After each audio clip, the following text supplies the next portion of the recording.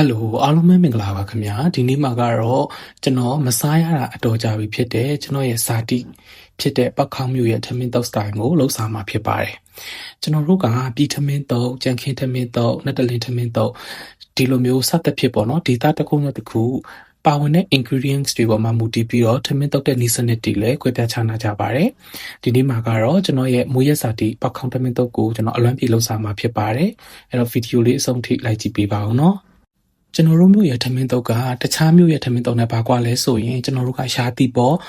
အသီးနဲ့အရွက်တွေကိုကျွန်တော်တို့ထည့်ပြီးတုပ်လေးရှိတယ်ပေါ့နော်အခုကျွန်တော်ရဲ့ဗီဒီယိုမှာကတော့ကျွန်တော်ရောက်နေတဲ့နိုင်ငံမှာကျွန်တော်ရတဲ့အသီးရွက်တွေကိုကျွန်တော်ကထည့်ပြီးတော့တုပ်စားမှာဖြစ်ပါတယ်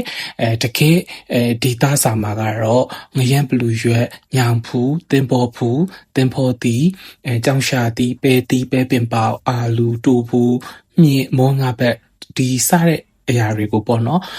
ဒေတာရာသီပေါ်ရင်ပေါ်သလိုရတဲ့အရွက်တွေနဲ့သူတို့ကတုပ်လေးရှိပါတယ်ကျွန်တော်တို့နေမှာကတော့အမြဲတမ်းစားလိရှိတဲ့အရန်ကောင်းတဲ့ breakfast တစ်ခုဖြစ်ပါတယ်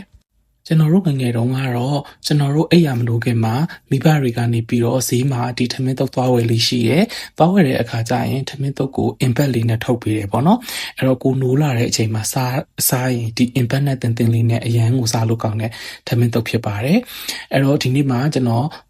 ရှိတဲ့အသီးရွက်တွေကိုလည်းကျွန်တော်ပြုတ်ပြီးသွားပြီကြက်လည်းကြော်ပြီးသွားပြီဆိုတဲ့အခါကျတော့ကျွန်တော်အခုထမင်းစားတုပ်မှာဖြစ်ပါတယ်။ထမင်းတုပ်ကတော့ထူဘာမှမပါဘူးခုနပြောတဲ့အရွက်တွေရဲ့နောက်စီနီကြိုက်တဲ့သူကတော့စီနီပေါ့နော်ကျွန်တော်ကတော့အခုစီချက်အဝါချက်ထားတာဖြစ်တဲ့အတွက်စီချက်အဝါရဲ့နောက်အရာတာငံပြားရည်တို့အချုံမုံနည်းနည်းနဲ့ဒီပဲမုတ်စားတာတွေထည့်ပြီးတော့ကျွန်တော်တို့တုပ်ပါတယ်နေမှာကတော့ချက်ဥကျော်အမဲကျော်ဒီစားတာတွေနဲ့ကျွန်တော်တို့တွဲပြီးတော့စားလိရှိပါတယ်အဲ့တော့ကျွန်တော်ကအခုပဲကြော်လေးလည်းအိမ်မှာရှိနေတာဖြစ်တဲ့အတွက်ပဲကြော်လေးလည်းထည့်တုပ်ထားပါတယ်ကဲအခုဆိုရင်တော့ကျွန်တော်အရန်ကိုစားချင်နေတဲ့ထမင်းတုပ်ကိုကျွန်တော်တုပ်ပြီးပါပြီအဲ့တော့ကျွန်တော်စားဖို့အဆင်သင့်ဖြစ်ပါပြီဒီထမင်းတုပ်နဲ့လေအရန်လိုက်ဖက်တဲ့အရာတစ်ခုကကြတော့ပဲချင်းဖြစ်ပါတယ်ကျွန်တော်တို့ကတော့နေမှာဆိုရင်လည်းဆိုင်နေမှာအဲ့ဒီကြက်သွန်ဖြူလေးရဲ့ပဲချင်းလေးရဲ့ချပေးတယ်ပေါ့နော်အဲ့တော့ဒီပဲချင်းလေးကလည်းကျွန်တော်လွန်ခဲ့တဲ့2ရက်လောက်ကမှကိုယ်တိုင်လုပ်ထားတဲ့ပဲချင်းလေးဖြစ်ပါတယ်အခုဒီနေ့ကတော့လုံးဝ perfect ပဲပေါ့နော်အချိန်မရတဲ့အတွက်ဟင်းရည်ရတော့မချက်ဖြစ်ပါဘူးအားလုံးပဲကျေးဇူးတင်ပါတယ်